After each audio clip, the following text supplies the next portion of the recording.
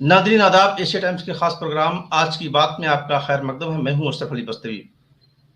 आज की हमारी गुफ्तगू का मौजू है लक्षद्वीप में पैदा सियासी बहरान। जैसा कि आप सब जानते हैं कि पिछले कुछ दिनों से जो देश का एक बहुत ही खूबसूरत जजीरा था लक्षद्वीप, इस वक्त काफ़ी सियासी गहमा गहमी का शिकार है और वहाँ पर सियासी पारा बहुत ऊंचाई पर इस वक्त पहुँच चुका है। इसकी एक बड़ी वजह ये बताई जा रही है कि वहाँ पर जो मरकज़ी हुकूमत ने सन 2020 में जो वहाँ पर एडमिनिस्ट्रेटर वहाँ पर नियुक्त किया था, उन्होंने जिस तरह के कवानीन वहाँ पर पास कराए हैं, उसके बाद से वहाँ पर सियासी बहरान पैदा हो गया है। इन तमाम उमूर पर बात करने के लिए आज हमारे साथ मौजूद हैं क्विल फाउंडेशन के डायरेक्टर ब्रदर के सुहेल। के सुहेल केरला से हैं और लक्षद्वीप के मामलात में काफ़ी गहरी नज़र रखते हैं। वहाँ उनका आना जाना भी रहा है और वहाँ की कल्चर, वहाँ की तहज़ीब, वहाँ की सियासत, वहाँ की सकाफ़त पर काफ़ी दिलचस्पी उनकी रही है। इसलिए आज हमने उन्हें मदऊ किया है ये जानने के लिए कि वहाँ पर असल में क्या कुछ चल रहा है, इसकी वजह क्या है और वहाँ पर कौन लोग मुतासिर हो रहे हैं, उनकी ज़िंदगियाँ आने वाले दिनों में किस तरह से मुतासिर होने वाली हैं। ये जो कुछ भी लक्षद्वीप में हो रहा है, उसमें मरकज़ी हुकूमत की सियासी पुष्टपनाही किस तरह से है और मरकज़ी हुकूमत के उसमें अज़ाइम क्या हैं, ये इन तमाम बातों पर बात करने के लिए हमने आज ज्वाइन किया है ब्रदर के सुहेल को। तो आइए रुख करते हैं ब्रदर के सुहेल का। गुफ्तगू में आपका स्वागत है। एशिया टाइम्स की इस गुफ्तगू में आपने मुझे समय दिया। मैं जानना चाहूँगा कि ये क्या है पूरा मामला? थोड़ा सा मुझे अगर आप संक्षेप में ब्रीफ में ये बताएं कि आइसलैंड जो जजीरा है, इसके बारे में कुछ अगर आप बता सकें तो क्या है ये जजीरा, इसके बारे में थोड़ा सा ब्रीफ मुझे बताएं। बेसिकली आइलैंड लक्षद्वीप के बारे में बहुत कम लोग जानते हैं, ख़ास तौर पर नॉर्थ इंडियंस। ये आइलैंड बेसिकली हमारे इंडिया के वेस्टर्न सी में, जो अरेबियन सी में है। और मुझे याद आ रहा है अशरफ साहब, एक बार मैं दिल्ली से केरला ट्रेन में आ रहा था। लक्षद्वीप मंगला लक्षद्वीप एक्सप्रेस है 12618। वो ट्रेन में सफ़र करते वक्त एक बार एक फादर और सन के बीच में और बाप बेटे के बीच में बातचीत है। वो पूछ रहे हैं, पिताजी ये क्यों ये ट्रेन का नाम लक्षद्वीप एक्सप्रेस है, मंगला लक्षद्वीप है, तो ये क्या लक्षद्वीप तक जाते हैं? तो बोला हाँ बेटा, थोड़ा सोच के, अब्बू पहले बार यह सोच रहे हैं, पहले बार यह सुन रहे सवाल। तो पहले बार वो सोच भी रहा था, अच्छा ये कैसे ट्रेन का नाम ऐसा हो गया। तो उन्होंने बताया बहुत सोच समझ के कि ये ट्रेन बेसिकली केरला तक जाते हैं और वहां से एक पुल है जो लक्षद्वीप तक पहुंचाते हैं ट्रेन को, तो इसीलिए इसका नाम लक्षद्वीप एक्सप्रेस है। तो बेसिकली लक्षद्वीप, मंगला लक्षद्वीप एक्सप्रेस कभी भी लक्षद्वीप नहीं जाते हैं, सब लोग जानते हैं। नेशनल इंटीग्रेशन का एक बड़ा जरिया है ये ट्रेन्स, इसलिए अंडमान एक्सप्रेस है जो जम्मू तावी से जाते हैं चेन्नई तक। चेन्नई में पोर्ट है, वैसे ही लक्षद्वीप के जाने के लिए एक पोर्ट है केरला के अंदर। 2 पोर्ट्स है, कोच्चि और बेईपुर पोर्ट है जो कैलिकट में है। ये 2 पोर्ट से लक्षद्वीप तक पहुंचाते हैं। लक्षद्वीप तकरीबन केरला बॉर्डर से 200 to 440 किलोमीटर दूर है। सबसे दूर आइलैंड 440 किलोमीटर, सबसे करीब वाला आइलैंड जो है 200 किलोमीटर। मतलब वो क्लस्टर ऑफ आइलैंड्स है, एक आइलैंड्स का एक मजमा। ये हमें समझने का जरूरत है। 1956 तक ये जो आइलैंड है ये बेसिकली कोई एडमिनिस्ट्रेशन उस तरीके से एक बनाया नहीं था। 1956 से ये एक यूनियन टेरिटरी और उसके लिए पूरा एडमिनिस्ट्रेशन ब्लॉक और एडमिनिस्ट्रेशन तरीका बनाया गया। 1973 में इसका नाम डाला गया है लक्षद्वीप। लक्ष्य मतलब लाख है, लाख को लक्ष्य बोलते हैं, तो लाखों द्वीप या लाखों रिसोर्स वाला द्वीप के नाम से लक्षद्वीप। तो इसमें टोटल 36 या 36 द्वीप्स है, 36 आइलैंड्स है। लक्ष्य किस भाषा का है? किस भाषा का? केरला मलयालम का है क्या लक्ष्य? मलयालम में है, क्योंकि वहाँ 3 जबान है, उसमें एक जबान मलयालम भी है, वहाँ के लोग जो बात करते हैं। और यहाँ पर 36 आइलैंड्स में से सिर्फ 10 आइलैंड है जहाँ पर मनुष्य जो इंसान रहते हैं, बाकी तो पूरा खाली है। और ये पूरा जो 36 आइलैंड्स को जोड़ करके अगर देखा जाए तो 32 स्क्वायर किलोमीटर ही जगह है इसके अंदर। कवरटी इसका जो है कैपिटल है और इसमें 100 स्मार्ट सिटीज जो बनाना चाहते हैं, उसमें एक ये मोदी गवर्नमेंट का वो कवरटी आइलैंड है। ये बहुत अच्छा संक्षेप में लक्षद्वीप के बारे में है। जी जी जी।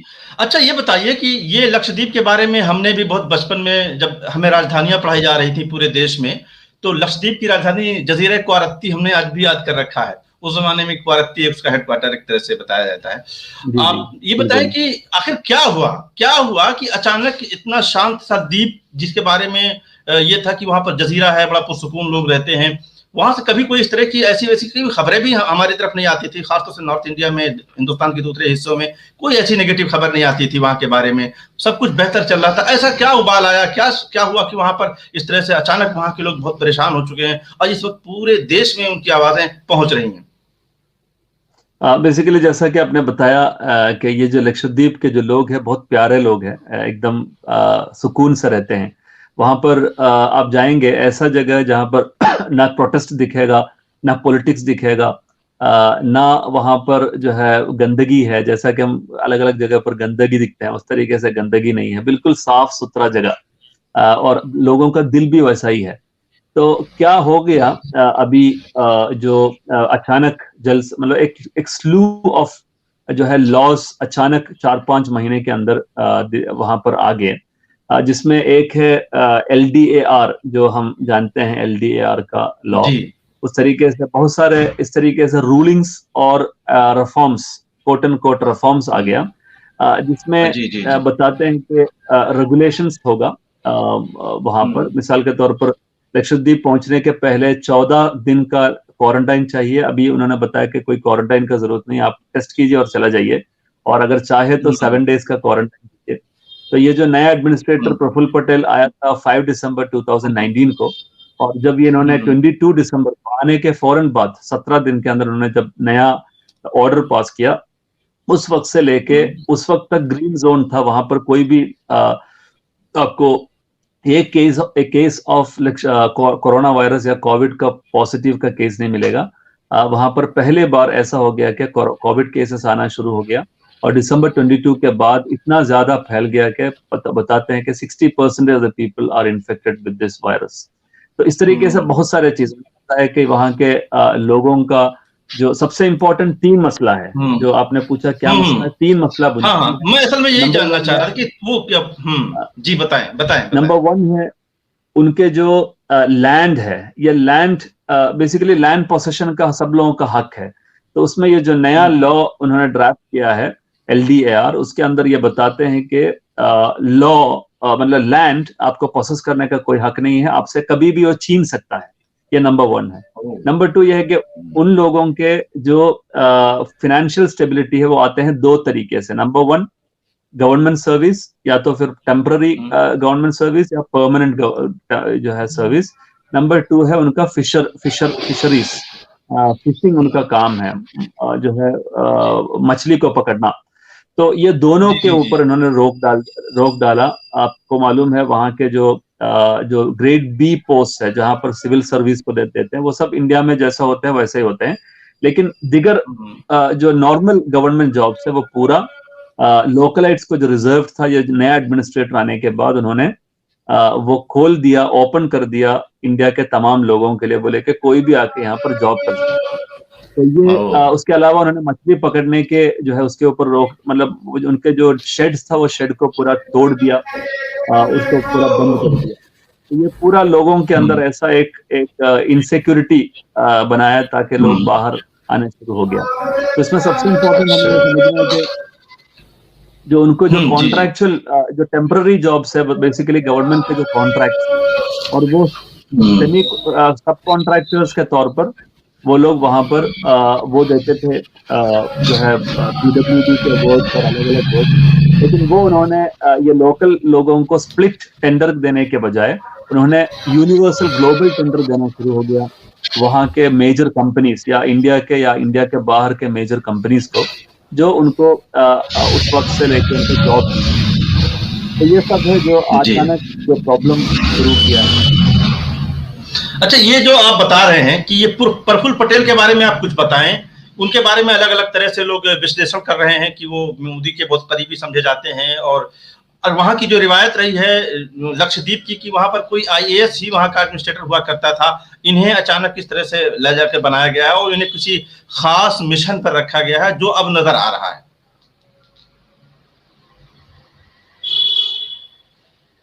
जी बिल्कुल। बेसिकली प्रफुल्ल पटेल जो है एडमिनिस्ट्रेटर के तौर पर 5 दिसंबर 2019 को रखा गया है। उनके पहले दिनेश्वर शर्मा थे, जो 4 दिसंबर को इंतकाल हुआ। उसके नेक्स्ट डे ही प्रफुल्ल पटेल को ये जिम्मेदारी दिया गया। लेकिन हमें यह समझने का जरूरत है कि ये एक प्रफुल्ल पटेल या इस तरीके से एडमिनिस्ट्रेटर का काम नहीं है जो हम देख रहे हैं। ये बेसिकली जी मोदी बिल्कुल। गवर्नमेंट का एक बहुत बड़ा सोचा समझा, उनके एक 2003 से लेके 2013 से लेके एक बहुत बड़ा जो है प्रोजेक्ट है। मोदी गवर्नमेंट के पहले भी थे कि वहां पर एक ऐसा प्रोग्राम चलाना जो टूरिज्म को बढ़ावा देंगे।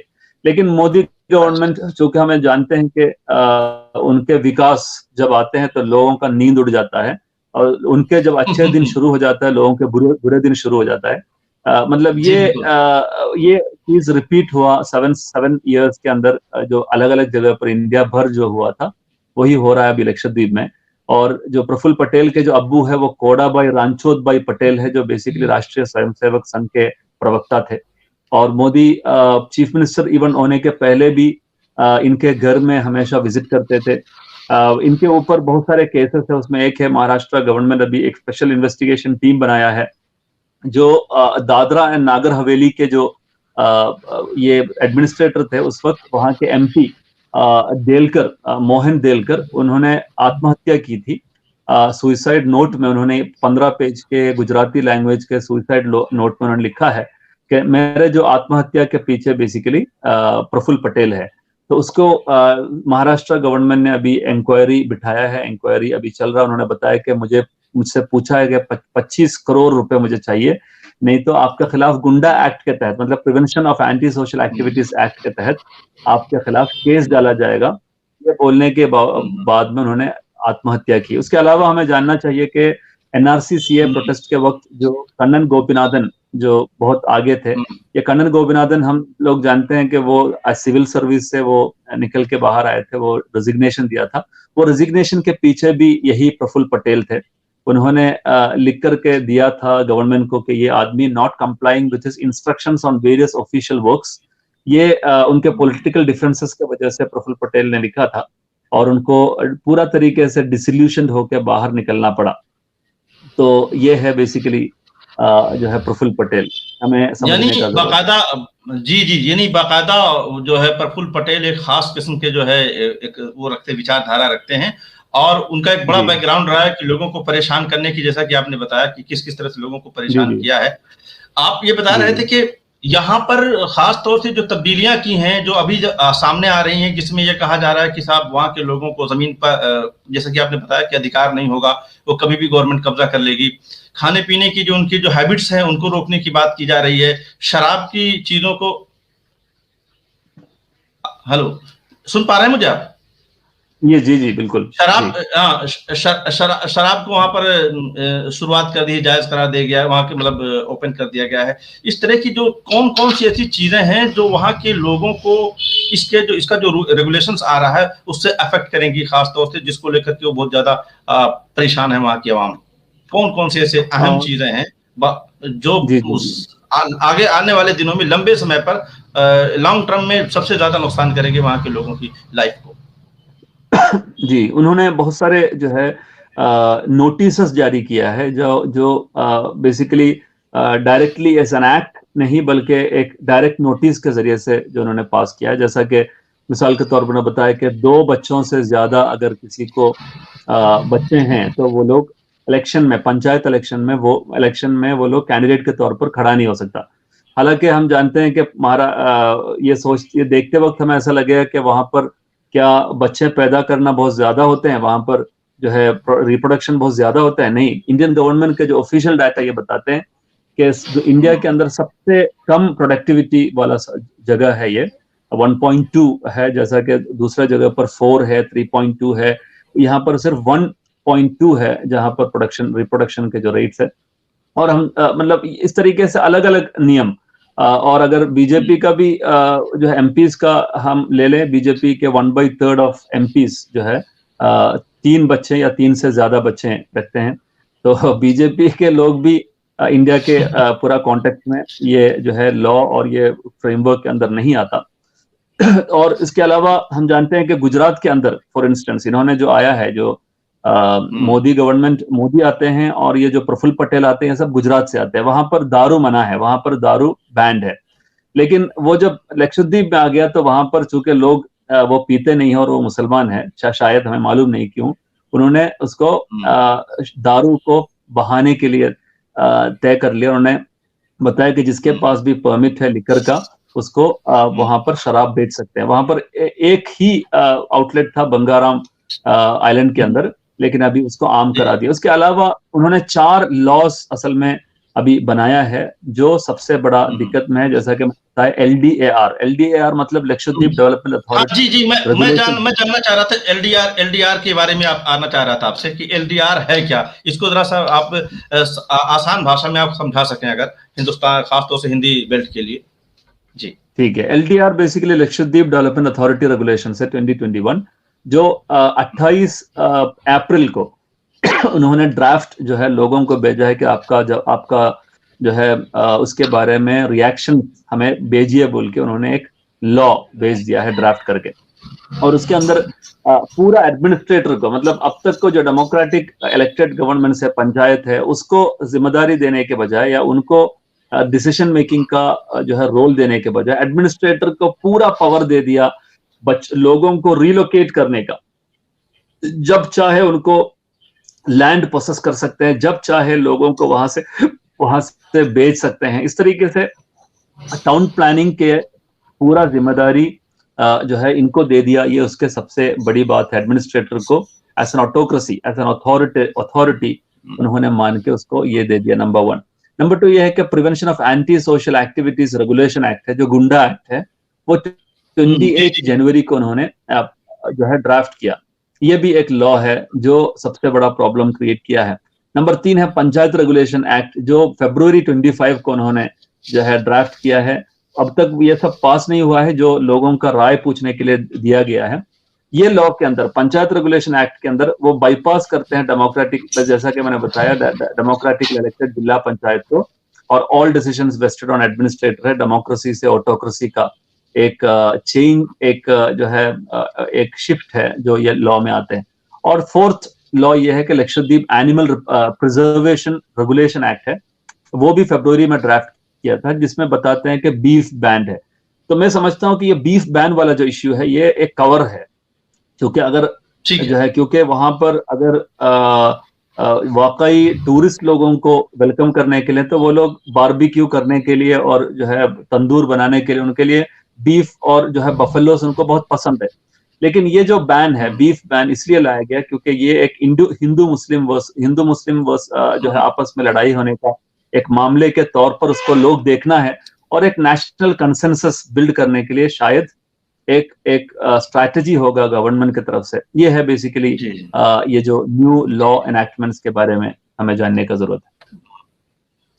अच्छा, ये बताएं कि एक बात और कही जा रही है, जैसे कि आपने कहा कि वहां पर नारकोटिक्स के खिलाफ एक तरह से गुंडा एक्ट जो लाया गया, ताकि वहां पर मेरा ख्याल है कि जहां पर प्रदर्शन वगैरह जिस तरह की तब्दीलियां हो रही हैं, तो लोगों को कंट्रोल करने के लिए गुंडा एक्ट का इस्तेमाल हो सकता है।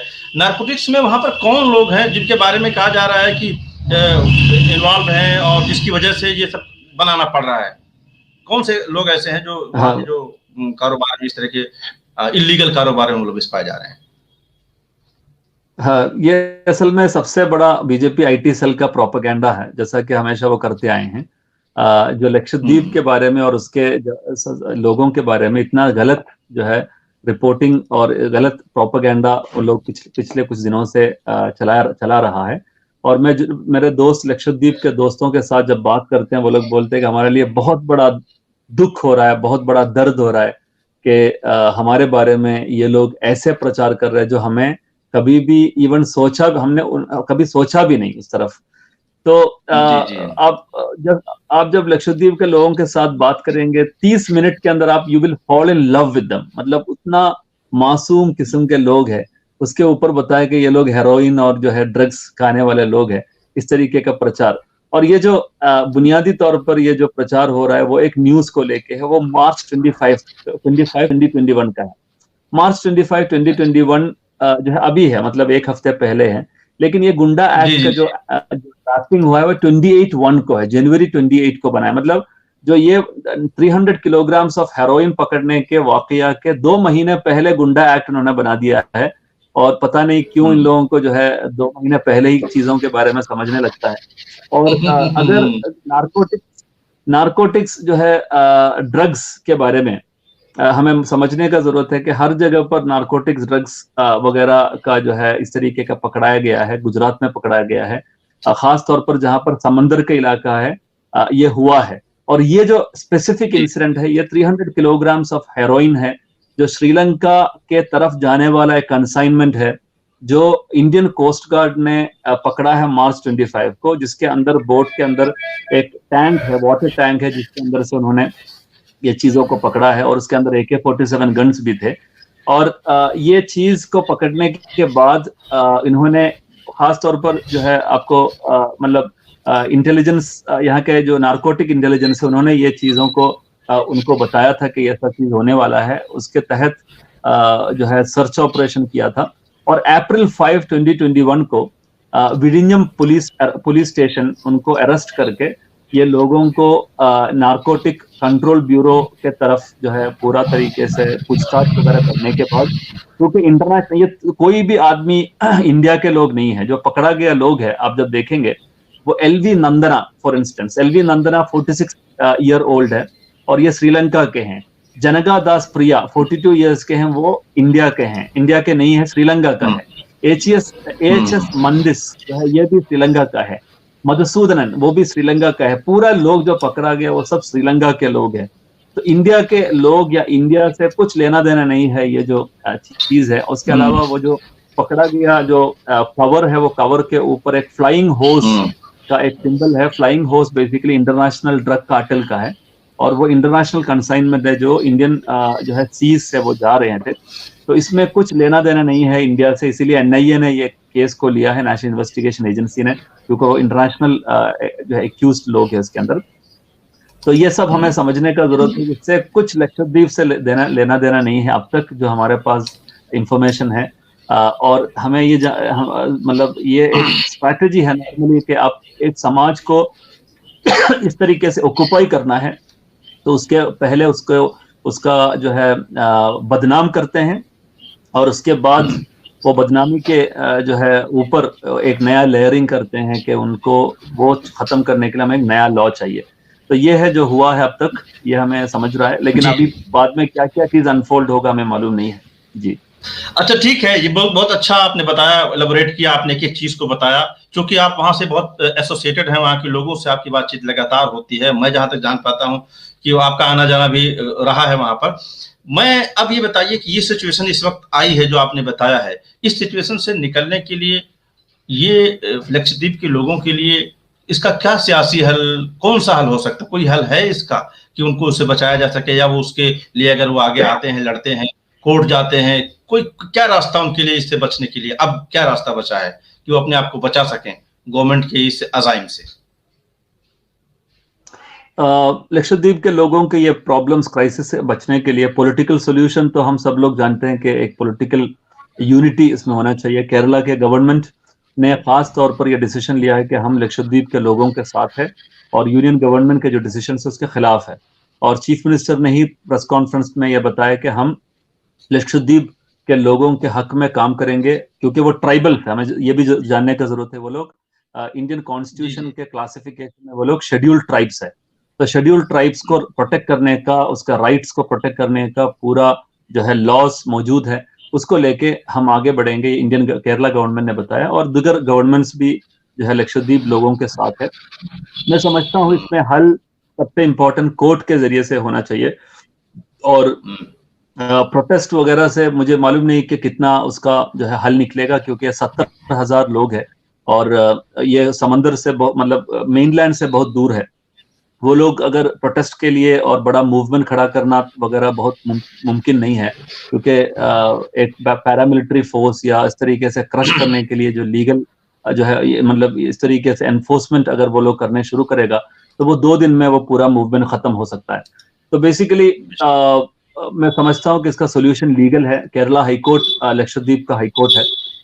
लक्षद्वीप मतलब केरला हाईकोर्ट के ज्यूरिसडिक्शन इंक्लूड करते हैं लक्षद्वीप को।